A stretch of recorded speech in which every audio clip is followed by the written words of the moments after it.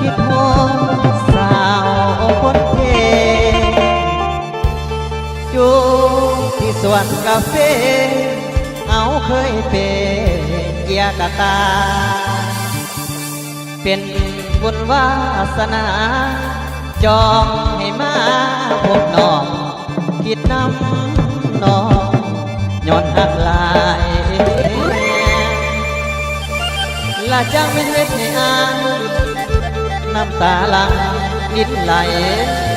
ไปอยู่ใส่บ่ขึ้นมาป่ากาแฟบ่มีเจ้า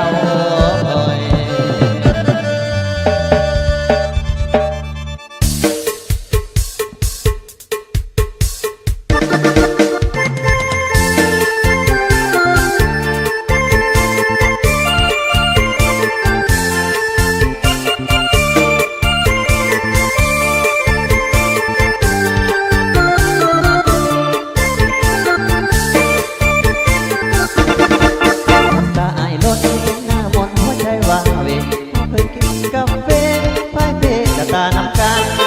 มันว่าบันดงก้นได้มาพบกันก็ไม่นานสั้นๆมาพบกันอยู่สวนกาแฟกินหอดกินหอดน้องแก้วเก็บมากาแฟบ่แล้วจักว่าแซวไปใส่ได้ยินเขาสาว่าน้องไปนำเสียยังบ้าให้นำห้องให้น้ำตาไหลอยู่สวนกาแฟ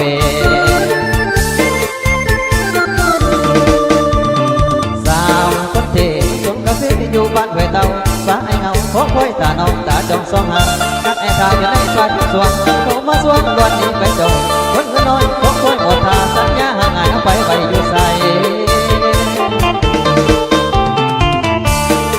เสียซื้อกาแฟเขานั้นมีรถใหญ่มีพวงของให้เจ้ากับไปน้ำเขาสวนกาแฟอยู่ที่บ้านห้วยเต่าจิบสวนกาแฟอยู่ที่บ้านห้วยเต่าผู้บ่นอนต้องสร้างว่าให้ปวดหลังน้ำตาไหลนอง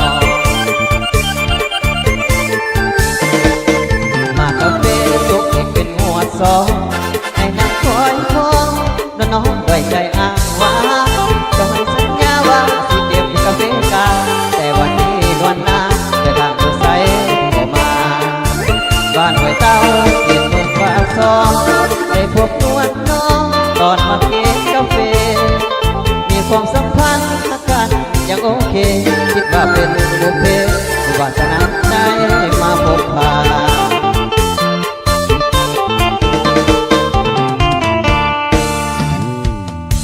ฟังอ่านหัวใจของอ่าน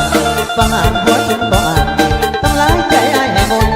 เสียสูญยอดคิดหมดน้องใส่ลงก็ยังว่าคอยเจ้ากลับมาหัวใจว่ายืนสูงกาแฟแล้วก็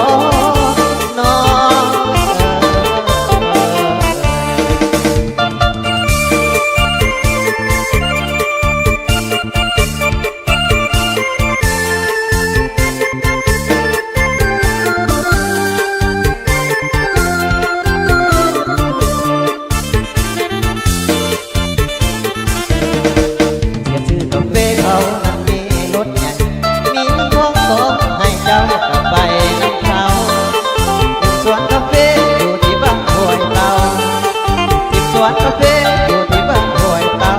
ผู้บ่นอนน้องสาวว่าให้ผลลัพธ์กาไหลนองมากาแฟสุกที่เป็นหัวซองให้นางคอยคองน้องด้วยใจอ้างว่าเอาเคยสัญญาว่าสิเก็บกาแฟกา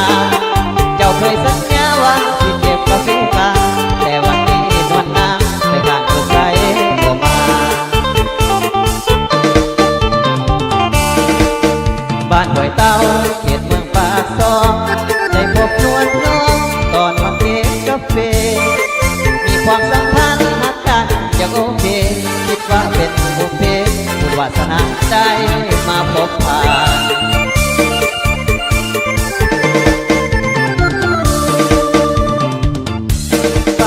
วใจของอายทำร้ายใจอายให้หมดเสียสูญยอดคิดหมดน้องไปลงกองแห่งความคอยเจ้า